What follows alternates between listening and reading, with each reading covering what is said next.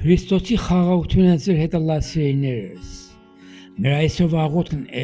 աղոթք զինվորի։ Տեր Աստված, որուն ձայներգինքներն ալ կլսեն,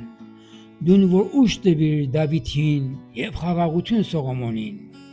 խոնարհությամբ կուգամ արքեզ զինվոր անզեն սրտով, պահպանես զիս մահվան վտանգներեն եւ սատանայի ծուղակներեն, օհնեզիս, որպեսզի ծառայեմ հայրենիքիս վստահությամբ եւ անձնազոհությամբ,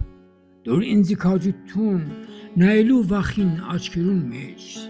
դուր սրտիս անդորը եւ շուրջես տագնապ ու ահ կտեր, օհնեզիս, որ լավ լույս մխավարի մեջ, որ միայն հավատքով կտեսնվի, թող լավ վկամը, որ արդարությունը երբեք չի մեռնի, թող զենքս չլա ատելությունը, այլ ճշմարտությամբ փրփուր է եւ սերը։ Երբ կտակնապիմ, հիշեցուր ինձի, որ մոտս ես միշտ, երբ կհոգնիմ, դուր խաղաղությունը, զորը աշխարհը չի կրնալ տալ,